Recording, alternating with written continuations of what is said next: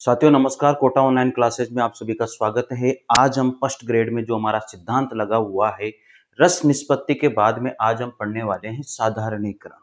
साथियों पूरा काव्य शास्त्र और जो पाश्चात्य काव्य शास्त्र है सारा कुछ मैं यहाँ पर करवा रहा हूँ। फर्स्ट ग्रेड की सेकंड ग्रेड की पूरी तैयारी हम कर रहे हैं। रोज आपके पास एक वीडियो ग्रामर का आ रहा है, एक वीडियो आपके पास जो है किसी न किसी काव्य शास्त्र का आ रहा है। तो आप जरूर तैयारी करते रहिए, नोट्स बनाते रहिए। मैं इतना वादा आपसे करता हूं कि इनसे बाहर आपके कुछ नहीं जाएगा। आपको कहीं से भी कुछ भी पढ़ने की जरूरत नहीं है। बस विश्वास आपको दिखाना है और मेरा वादा है। साथियों टेस्ट सीरीज लेनी है तो कोटा ऑनलाइन क्लासेस ऐप के ऊपर जाइए और वहां पर सेकंड ग्रेड की सफलता के नाम से हैं, सेकंड ग्रेड की परिणाम के नाम से हैं और फर्स्ट ग्रेड की आपकी सफलता के नाम से हैं। इस तरह से आप वहां पर देख लीजिएगा। ठीक है, तो देखिएगा साधारणीकरण इसका दूसरा सिद्धांत है हमारा। तो इसका सबसे पहले हमें यह समझना है कि साधारणीकरण होता क्या है भाई। साधारणीकरण क्या होता है ये चीज हमें सबसे पहले जाननी है। तो देखो यहाँ पर साधारणीकरण क्या होता है, बहुत बढ़िया बात है और अच्छी तरह से इसको समझाया गया है, नोट्स के फॉर्म में है।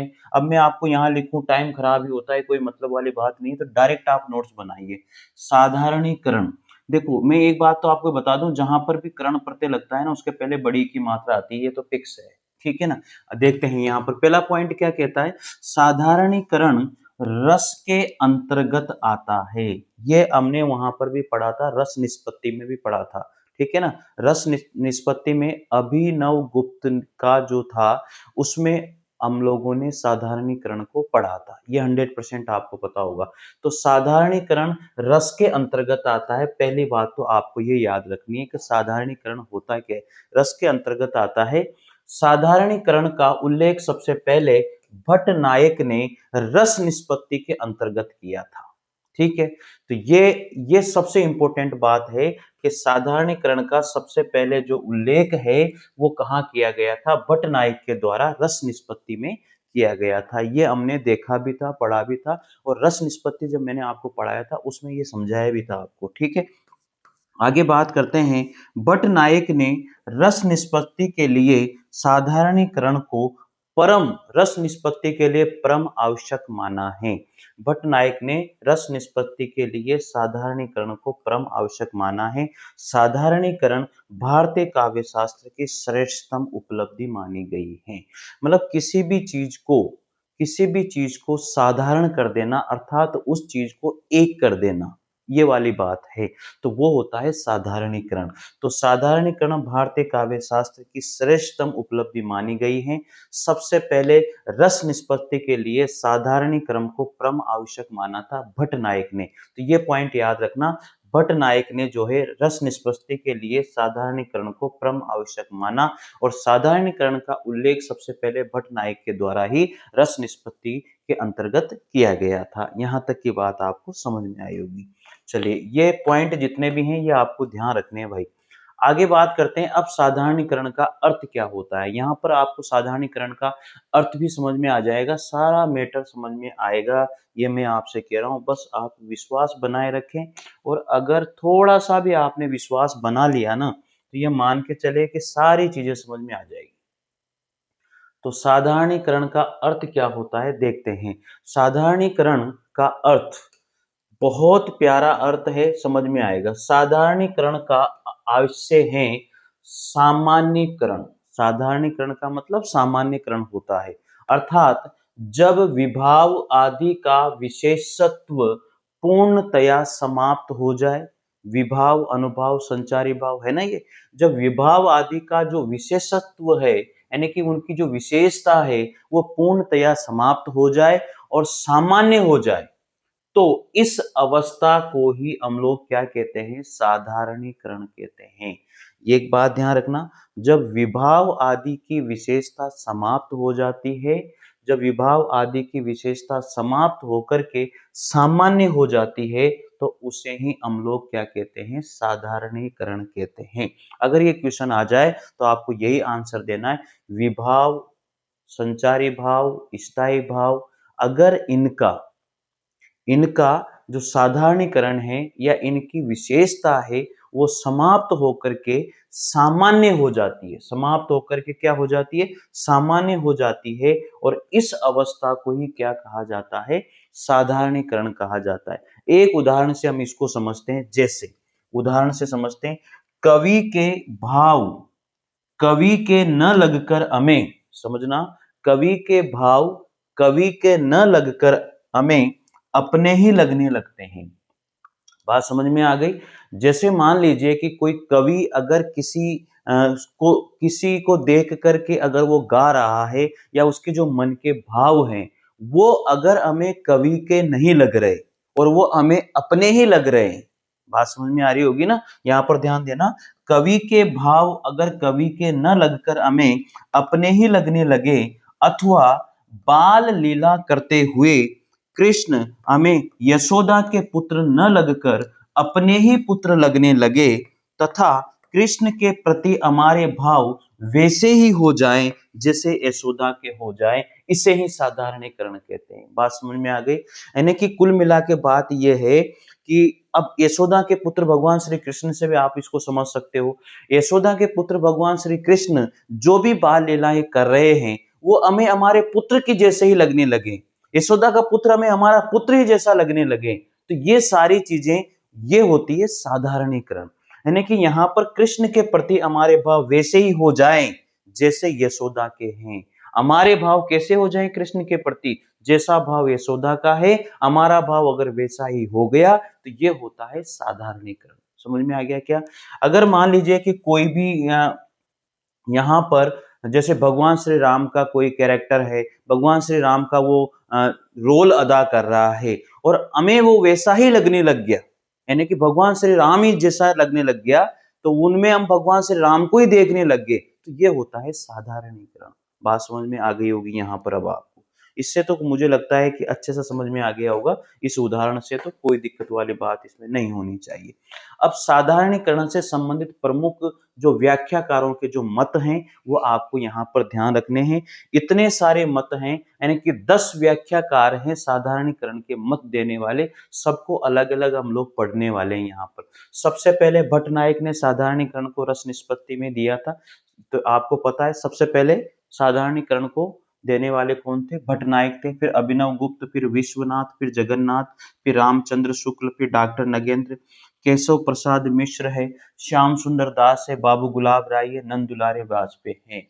तो इन सभी 10 प्रमुख जो व्याख्याकार हैं, इनने सभी ने जो है अपना अपना मत दिया है साधारणीकरण में, आपको लिख लेना है।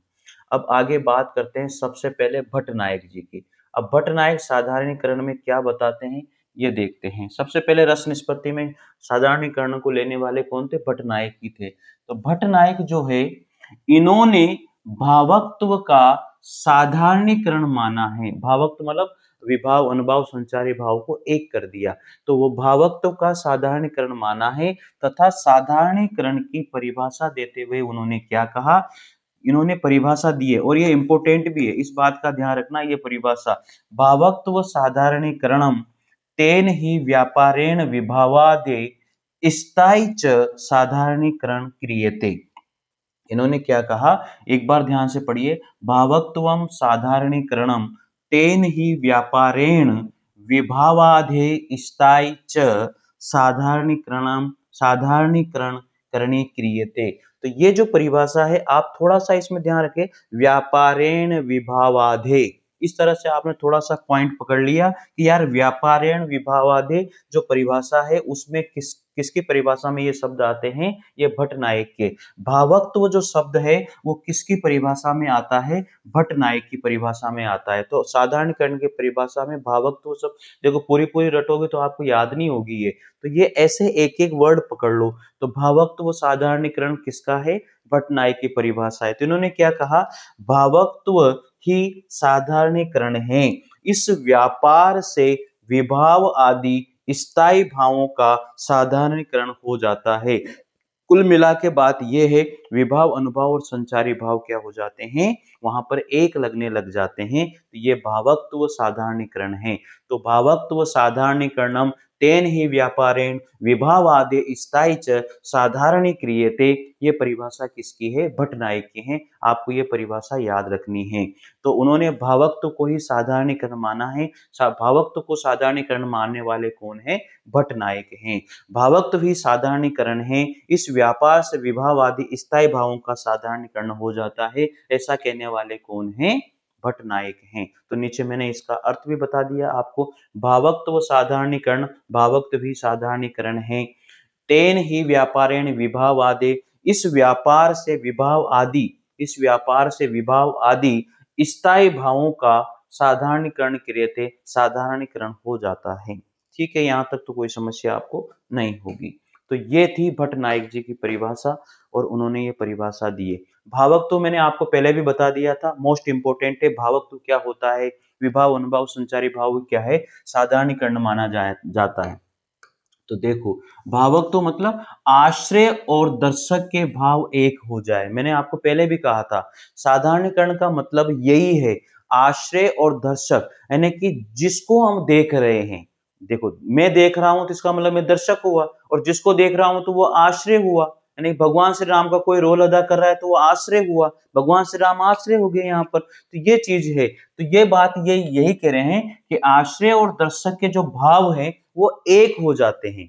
तो भावत्व ही क्या है? साधारणीकरण है। यानी कि भगवान श्री राम का रोल करने वाले में हमें भगवान श्री राम ही नजर आने लग जाए तो वो भावत्व है, अर्थात वही साधारणीकरण है।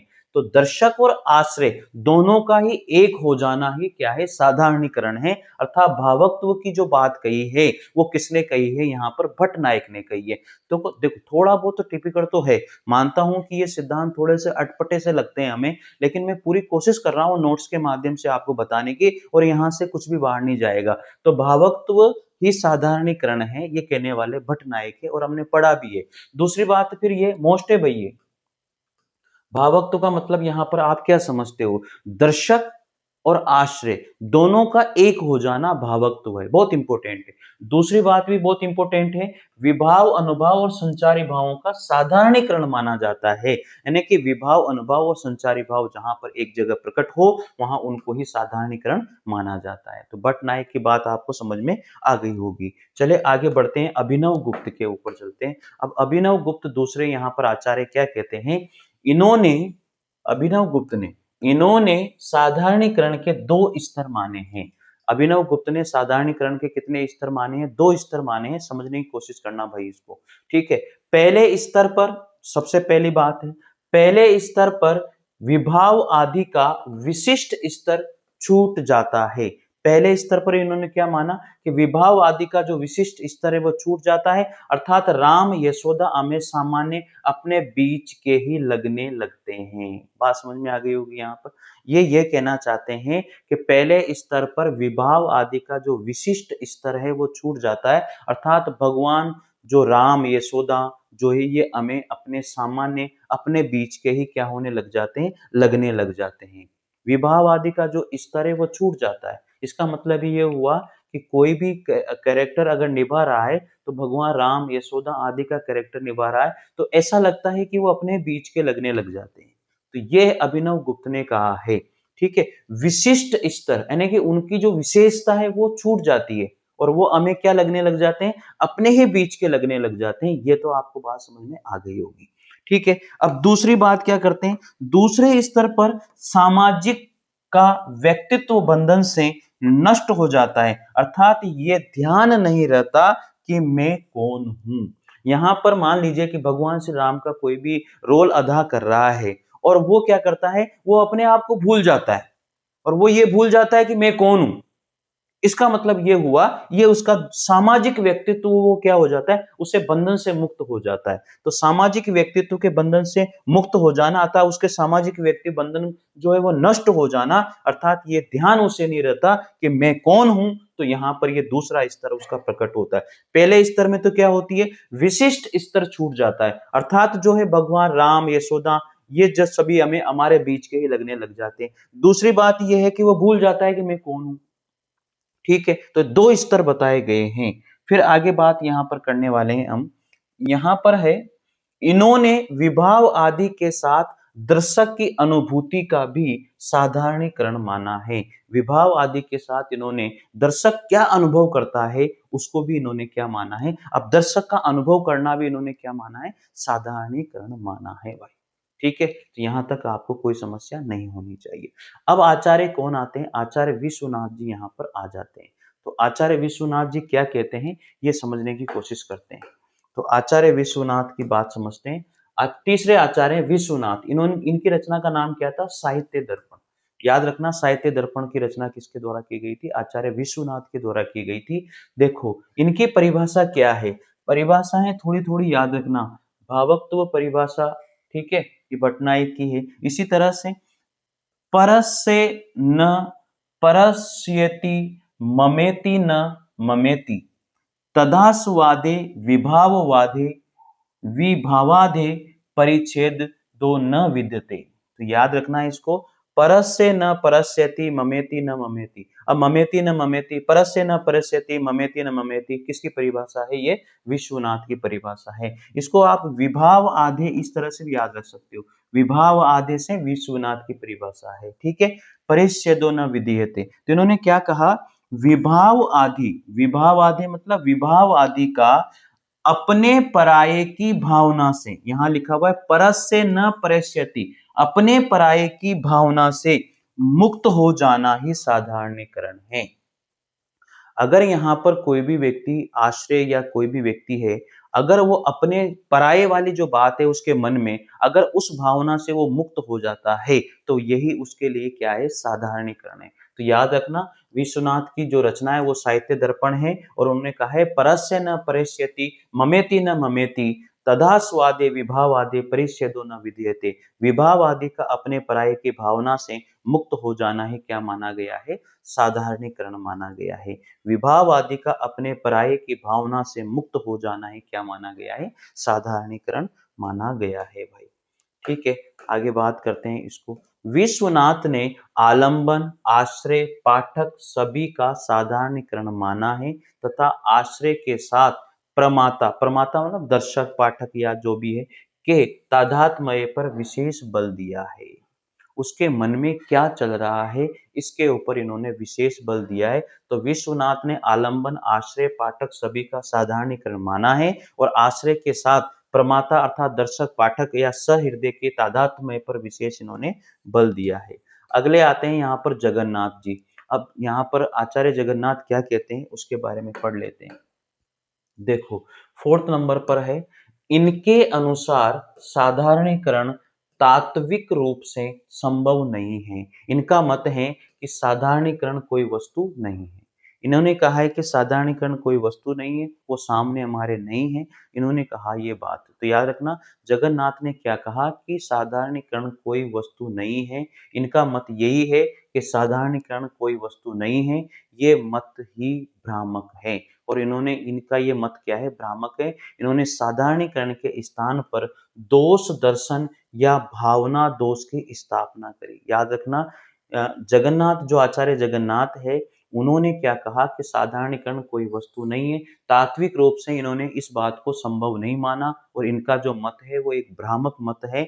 इन्होंने साधारणीकरण के स्थान पर दोष दर्शन, साधारणीकरण के स्थान पर दोष दर्शन या भावना दोष की स्थापना इनके द्वारा की गई थी। बस इतना सा याद रखना है इसमें। ठीक है, आगे देखते हैं। अब आचार्य रामचंद्र शुक्ल आते हैं। आचार्य रामचंद्र शुक्ल क्या कहते हैं साधारणीकरण के बारे में, देखो क्या कहते हैं, इन्होंने आलंबन धर्मत्व का साधारणीकरण माना है। इन्होंने जो आलंबन, जो धर्मत्व है उसको ये थोड़ी थोड़ी बातें आपको याद रखनी पड़ेगी। इन्होंने साधारणीकरण किसका माना, आलंबन धर्मत्व का साधारणीकरण इनके द्वारा माना गया है या इनकी मान्यता है। क्या मान्यता है, देखो जब तक कोई या जब तक किसी विषय या कोई विषय इस रूप में नहीं लिया जाता कि वह आपको अपना भाव लगे, तब तक उसका साधारणीकरण नहीं हो सकता। कोई भी विषय है, उसका जो भाव है वो आपको अपना लगने लगे, तब तक उसका साधारणीकरण नहीं हो सकता। सही बात है, हम बार बार इसी के ऊपर जोर दे रहे हैं कि वो आपको अपना ही लगने लग जाए, आप उसमें खो जाओ, आपको भगवान श्री राम जो कैरेक्टर है उसमें भगवान श्री राम ही नजर आने लग जाए, यही तो बात हम कर रहे हैं। तो आचार्य रामचंद्र शुक्ल यही कहते हैं कि जब तक कोई विषय इस रूप में नहीं लिया जाता कि वह आपको अपना भाव लगने लगे, तब तक उसका साधारणीकरण नहीं हो सकता। ए रामचंद्र शुक्ल यहां पर इस बात को कहते हैं। दूसरी बात इन्होंने क्या कही, काव्य का विषय सदा विशेष होता है, सामान्य नहीं। कवि व्यक्ति सामने लाता है, जाति नहीं। कवि जो व्यक्ति है वो उसे सामने लेकर के आता है, जाति नहीं लाती उसको सामने। तो इसलिए याद रखना, जो काव्य का विषय है वो सदा विशेष ही होता है, सामान्य नहीं होता है। कवि और व्यक्ति उसको सामने लेकर के आता है, जाति इसे सामने लेकर के नहीं आती है। फिर उन्होंने कहा तीसरे नंबर पर साधारणीकरण का अभिप्राय इन्होंने क्या बताया, किसने, आचार्य रामचंद्र शुक्ल ने साधारणीकरण का अभिप्राय बताया है। इसको समझने की कोशिश करना भाई। यहाँ पर देखो बहुत अच्छी बात इनके द्वारा कही है कि साधारणीकरण का अभिप्राय है कि पाठक या श्रोता के मन में जो भाव विशेष या वस्तु विशेष आती है वो काव्य में वर्णिक आश्रय का आलंबन होता है। इन्होंने साधारणीकरण को क्या माना कि पाठक के मन में कोई भी विशेष भाव या काव्य विशेष की बात अगर आती है तो यही उसका क्या है, साधारणीकरण है। मैंने सिंपल भाषा में बता दिया, पाठक या श्रोता के मन में जो भी भाव विशेष या वस्तु विशेष आती है और वो काव्य में वर्णित आश्रय का आलंबन होती है। आश्रय का क्या होती है, आलंबन होती है। काव्य में विशेष आश्रय मतलब काम करने वाला जो है, जिसके प्रति हम सोच रहे हैं, ये वाली बात है, और उसको वो आलंबित करती है। तो याद रखना कि किसी पाठक या श्रोता के मन में कोई विशेष वस्तु या विशेष भाव जो है उसके मन में अगर आता है और आश्रय का आलंबन होता है तो वहां पर यह साधारणीकरण होता है। ठीक है। तो अगला अब आता है यहाँ पर डॉक्टर नगेंद्र के लिए। छठे नंबर पर है डॉक्टर नगेंद्र। डॉक्टर नगेंद्र ने क्या कहा है इसको समझने की कोशिश करेंगे। ये मोस्ट है भाई, डॉक्टर नगेंद्र की बात बहुत इंपॉर्टेंट है। इन्होंने कवि की अनुभूति का साधारणीकरण माना गया है। कवि क्या अनुभव कर रहा है, किसी कविता को पढ़ते समय वो क्या अनुभव कर रहा है, इसको ही साधारणीकरण माना है। तो नोट्स बना के बार बार इसको पढ़ोगे तो आपको समझ में आ जाएगा ये। इन्होंने कवि की अनुभूति का साधारणीकरण माना है। किसने, डॉक्टर नगेंद्र ने। इनका मानना है कि जब कोई व्यक्ति अपनी अनुभूति को इस प्रकार अभिव्यक्त करे कि वह सभी के हृदय में समान अनुभूति जगा सके। कहने का मतलब यह है कि कोई भी कवि है वो इस प्रकार से जो कोई भी कवि है वो अपने मन में अगर कोई भी बात अनुभव कर रहा है, लेकिन वो सामने वालों को इस तरह से प्रस्तुत करे कि वो अपनी अनुभूति को दूसरे में जगा दे, अपनी अनुभूति को दूसरे के अंदर जगा दे।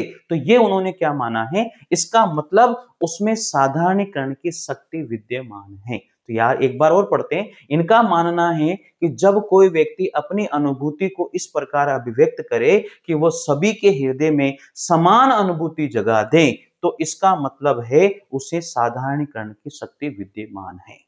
ठीक है। मतलब अपने अनुभव को दूसरे की हृदय में अगर वो जागृत कर दे तो वो होता है साधारणीकरण, ऐसा नगेंद्र मानते हैं। बहुत इंपॉर्टेंट है।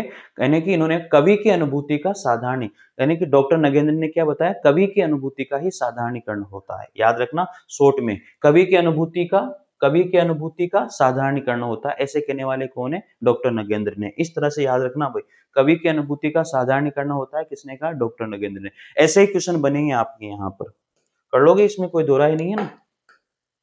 अब यहाँ पर आते हैं श्याम सुंदर। श्याम सुंदर क्या कहते हैं, क्योंकि 10 आचार्य को हम लोग यहाँ पर पढ़ रहे हैं साधारणीकरण में। तो श्याम सुंदर ने क्या कहा, इन्होंने सहृदय अर्थात पाठक श्रोता के चित्त का साधारणीकरण माना है। तो चित्त का, पाठक श्रोता या सहृदय के चित्त का साधारणीकरण मानने वाले कौन है, डॉक्टर श्याम सुंदर दास हैं। बस इतनी सी बात याद रखनी है आपको, और कुछ भी मैटर याद नहीं रखना। इन्होंने क्या कहा, सहृदय पाठक श्रोता के चित्त का साधारणीकरण होता है। ऐसे कहने वाले कौन है, डॉक्टर श्याम सुंदर दास है। तो ये थोड़ा बहुत इस तरह से बातें याद रखना। अगर ये याद रह गया ना तो फिर मामला सही है। और ये ऐसे अचानक से एक दिन में याद रहने वाली चीज नहीं है, इसको बार बार पढ़ना पड़ेगा, आपको बार बार ध्यान देना पड़ेगा। तो इन्होंने सहृदय पाठक श्रोता के चित्त का साधारणीकरण माना है तथा साधारणीकरण के संदर्भ में मधुमती भूमिका की कल्पना की है। मधुमती भूमिका की इन्होंने, अब मधुमती भूमिका की कल्पना करने वाले कौन है? श्याम सुंदर दास है। तो इस तरह से क्वेश्चन आ जाता है, याद रखना इस बात को। साधारणीकरण में मधुमती भूमिका की कल्पना करने वाला कौन है? डॉक्टर श्याम सुंदर दास है या श्याम सुंदर दास है। सहृदय पाठक और श्रोता चित्त का साधारणीकरण माना है, सहृदय पाठक श्रोता के चित्त का साधारणीकरण मानने वाले कौन है? श्याम सुंदर दास है। डायरेक्ट याद रखनी पड़ेगी। जब चित्त तर्क वितर्क करने की क्षमता से रहित हो, जब मन तर्क वितर्क करने की क्षमता से रहित हो जाता है, केवल वस्तु का ही ज्ञान रहे, वस्तु से संबंध का ज्ञान नहीं रहता, तो ये स्थिति साधारणीकरण मानी है। मतलब क्या है कि किसी वस्तु के ऊपर तर्क वितर्क करने की क्षमता का ज्ञान रहता है लेकिन वस्तु का ज्ञान नहीं रहता, तो यही इन्होंने क्या माना है? साधारणीकरण माना है। किसने? श्याम सुंदर दास ने। तो याद हो जाएगा। एक तो ये याद रखना, मधुमती भूमिका की कल्पना किसने करी साधारणीकरण में? श्याम सुंदर दास ने। सहृदय पाठक और श्रोता के चित्त का साधारणीकरण कौन मानते हैं? श्याम सुंदर दास मानते हैं। और वस्तु को भूल जाते हैं और तर्क वितर्क की बात उनको याद रहती है, ऐसा है श्याम सुंदर दास का कहना। किसके बारे में? साधारणीकरण के बारे में। ठीक है, अगला आता है केशवदास जी का।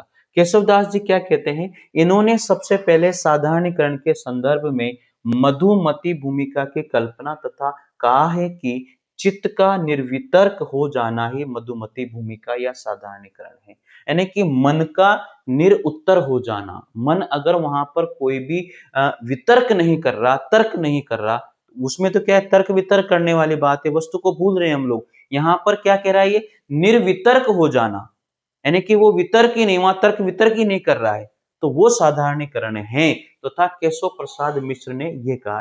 इन्होंने सबसे पहले साधारणीकरण के संदर्भ में मधुमती भूमिका की कल्पना करने वाले कौन थे? ये थे केशव प्रसाद मिश्र। सबसे पहले मधुमती भूमिका की कल्पना करने वाले कौन थे? केशव प्रसाद मिश्र थे। और इन्होंने कहा है कि चित्त का निर्वितर्क हो जाना ही मधुमती भूमिका या साधारणीकरण माना जाता, यानी कि साधारणीकरण एज ए मधुमती भूमिका की वाली बात करता है।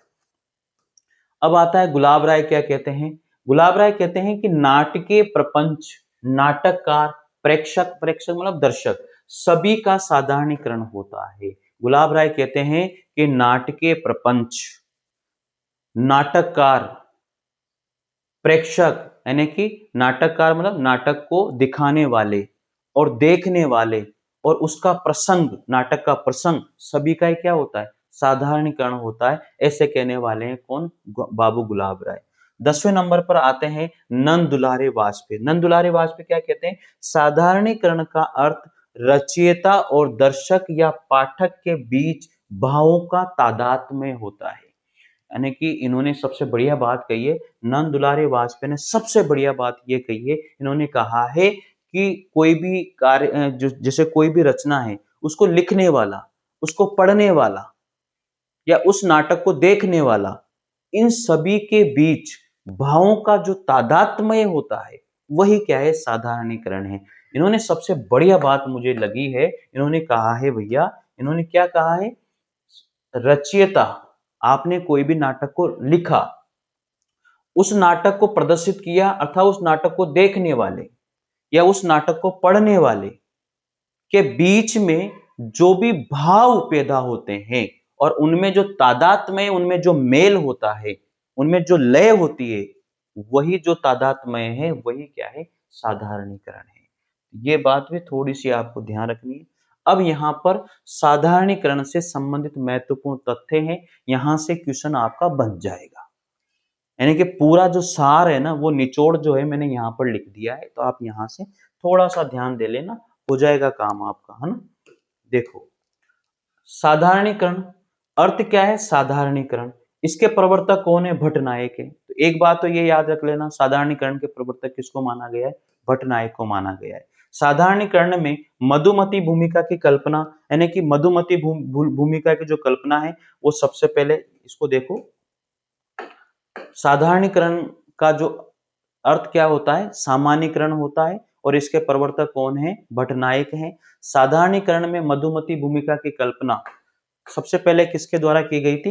केशव प्रसाद मिश्र के द्वारा की गई थी। और बाद में किसके द्वारा की गई? श्याम सुंदर दास के द्वारा। तो ये याद रखना भैया, साधारणीकरण में मधुमती भूमिका की कल्पना सबसे पहले केशव दास ने करी, बाद में किसने करी? श्याम सुंदर दास ने। याद रह जाएगी ना।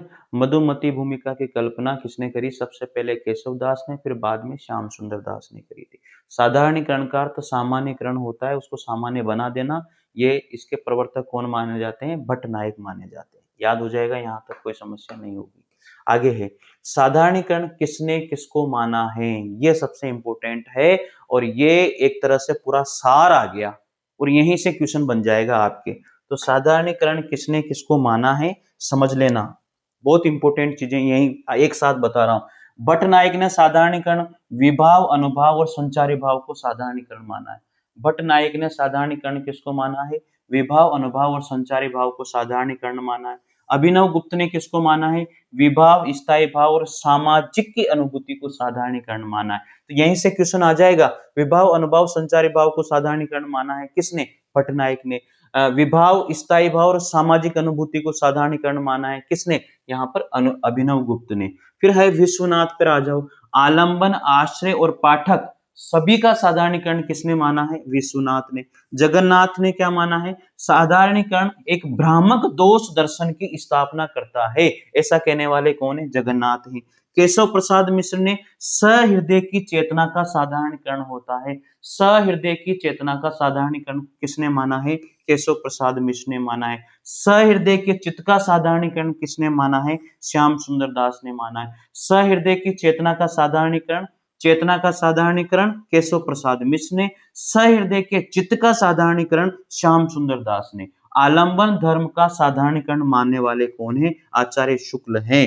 आलंबन धर्म का साधारणीकरण मानने वाले कौन है? आचार्य रामचंद्र शुक्ल। और नाटकीय प्रपंच और रचनाकार, पाठक सभी का साधारणीकरण किसने माना है? गुलाब राय के द्वारा माना गया है। फिर आगे है कवि, कवि कल्पित सभी, यानी कि आगे नंद दुलारे वाजपेयी का है कवि, फिर कवि कल्पित सभी व्यापारों का साधारणीकरण मानने वाले कौन है? नंद दुलारे वाजपेयी हैं। तो यहाँ पर कोई संशय मेरे को लग नहीं रहा कि आपको कोई दिक्कत आएगी, वैसे आनी नहीं चाहिए। इसके बाद में 10वें नंबर पर आ जाते हैं डॉक्टर नगेंद्र जी। डॉक्टर नगेंद्र क्या किसको मानते हैं? कवि की अनुभूति का साधारणीकरण। तो कवि की अनुभूति का साधारणीकरण मानने वाले कौन है? डॉक्टर नगेंद्र। एक बार मैं फिर आपको थोड़ा सा एक बार और बता देता हूँ। देखो, साधारणीकरण में मधुमती की भूमिका की कल्पना सबसे पहले किसने करी थी? केशवदास ने। उसके बाद में श्याम सुंदर दास ने करी। साधारणीकरण किसने किसको माना है? विभाव, अनुभव, संचारी भाव को साधारणीकरण किसने माना? भट्टनायक ने। विभाव, स्थायी भाव, सामाजिक की अनुभूति को साधारणीकरण अभिनव गुप्त ने। आलंबन, आश्रय, पाठक सभी का साधारणीकरण विश्वनाथ ने। साधारणीकरण भ्रामक दोष दर्शन की स्थापना जगन्नाथ ने। सहृदय की चेतना का साधारणीकरण केशव प्रसाद मिश्र ने। सहृदय के चित्त का साधारणीकरण माना है किसने? किसने माना है? सहृदय के चित्त का साधारणीकरण किसने माना? श्याम सुंदर दास ने। आलंबन धर्म का साधारणीकरण माना है किसने? आचार्य रामचंद्र शुक्ल ने। नाटके, प्रपंच, रचनाकार, पाठक सभी का साधारणीकरण गुलाब राय ने। और कवि, कवि कल्पित सभी व्यापारों का साधारणीकरण मानने वाले नंद दुलारे वाजपेयी हैं। और कवि की अनुभूति का साधारणीकरण मानने वाले डॉक्टर नगेंद्र हैं। तो इस तरह से ये आपका पूरा साधारणीकरण ये एक पेज पर खत्म हो जाता है, एक तरह से देखा जाए। बार बार पढ़ोगे तो सब कुछ यहाँ से समझ में आ जाएगा। समझने क्या है, इसको रटना ज्यादा है, एक तरह से रटने वाली चीज ज्यादा। विभाव, अनुभाव, संचारी भाव को साधारणीकरण भट्टनायक ने। विभाव, अनुभाव, संचारी भाव को साधारणीकरण मानने वाले भट्टनायक हैं। इस तरह से याद करना है। फिर विभाव, स्थायी भाव और सामाजिक अनुभूति को साधारणीकरण मानने वाले अभिनव गुप्त हैं। बार बार पढ़ोगे, प्रश्न इसके करोगे तो ऑटोमेटिकली याद हो जाएगा। और अगली क्लास में हम लोग पढ़ने वाले हैं मेरे मित्रों यहाँ पर ध्वनि सिद्धांत को। ठीक है, किसको पढ़ने वाले हैं? ध्वनि सिद्धांत को पढ़ने वाले हैं। और ध्वनि सिद्धांत में से भी एक ने क्वेश्चन आता ही है। इतना डिटेल से मैं आपको बता दूं, कोई नहीं पढ़ाएगा आपको, कोई भी नहीं पढ़ाएगा, गारंटी मेरी। पूरे यूट्यूब चैनल पर देख लेना आप लोग। तो आनंद वर्धन का जो सिद्धांत है, ध्वनि सिद्धांत, इसे हम लोग पढ़ने वाले हैं। किसका है ध्वनि सिद्धांत? आनंद वर्धन का है। और इसे हम पढ़ने वाले हैं फर्स्ट ग्रेड में, ये आपके अच्छे से। और ये आपके जो है सहायक आचार्य में भी ये लगा हुआ है, पीजीटी टीजीटी में भी हैं ये। तो सारी चीजें बहुत अच्छी है, आप इन्हें पढ़िए और चैनल से जरूर जुड़ना। साथियों, अगर अच्छा लगे तो धन्यवाद आप सभी का, थैंक यू।